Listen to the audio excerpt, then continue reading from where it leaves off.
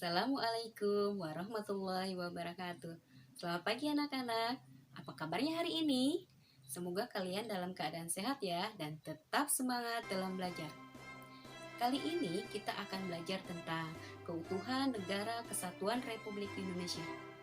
Negara Indonesia adalah negara kepulauan. Wilayah Indonesia terbentang dari Sabang sampai Merauke.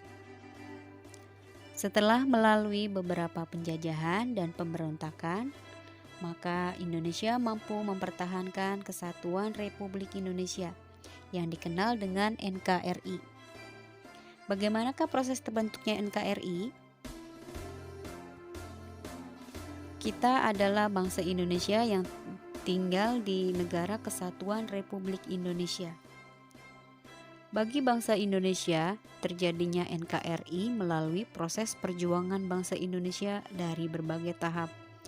Terjadinya negara merupakan proses yang tidak hanya diambil dari proklamasi, tapi dari perjuangan bangsa Indonesia yang menuntut kemerdekaan, sehingga membentuk ideologi atau ide-ide dasar yang dicita-citakan. Sejarah mencatat sebelum abad ke-16, kehidupan bangsa Indonesia rukun dan damai. Tapi setelah para penjajah dari negara barat datang, keutuhan tatanan kehidupan berbangsa dan bernegara mulai retak. Para penjajah khususnya Belanda menerapkan politik adu domba, memecah belah, saling menghasut, memfitnah antar kelompok satu dengan kelompok lainnya. Pada akhirnya, hubungan antar satu dengan yang lainnya retak.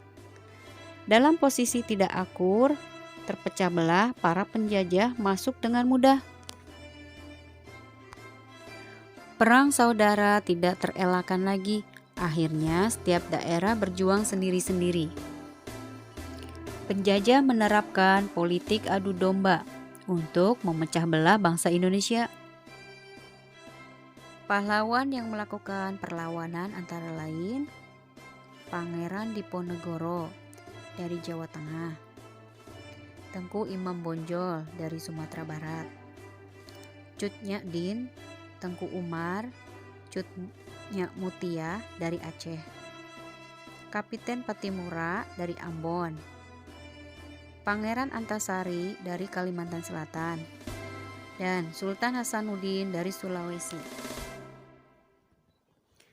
Negara Kesatuan Republik Indonesia terbentuk melalui proses yang panjang. Negara Kesatuan Republik Indonesia terbentuk karena beberapa faktor, yaitu adanya persamaan nasib penderitaan bersama di bawah penjajahan bangsa asing selama kurang lebih 350 tahun.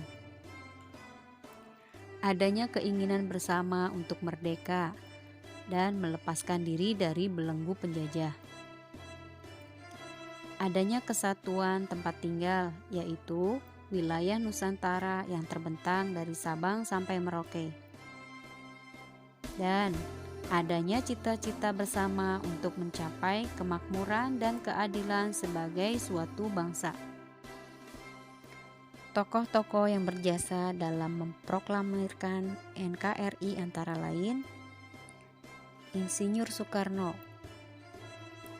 Insinyur Soekarno lahir di Blitar, Jawa Timur pada tanggal 6 Juni 1901. Bersama Muhammad Hatta pada tanggal 17 Agustus tahun 1945, beliau memproklamasikan kemerdekaan. Setelah memproklamasikan kemerdekaan, beliau menjabat sebagai Presiden Indonesia yang pertama. Yang kedua, Muhammad Hatta lahir di Bukit Tinggi tanggal 12 Agustus tahun 1902. Beliau menjabat sebagai Wakil Presiden Indonesia yang pertama.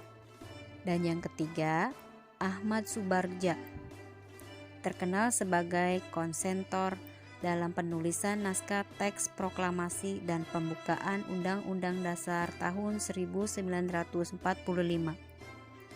Tujuan Negara Kesatuan Republik Indonesia tercantum dalam pembukaan Undang-Undang Dasar tahun 1945, yaitu melindungi segenap bangsa Indonesia dan seluruh tumpah darah Indonesia, memajukan kesejahteraan umum, mencerdaskan kehidupan bangsa, ikut melaksanakan ketertiban dunia yang berdasarkan kemerdekaan, perdamaian abadi, dan keadilan sosial.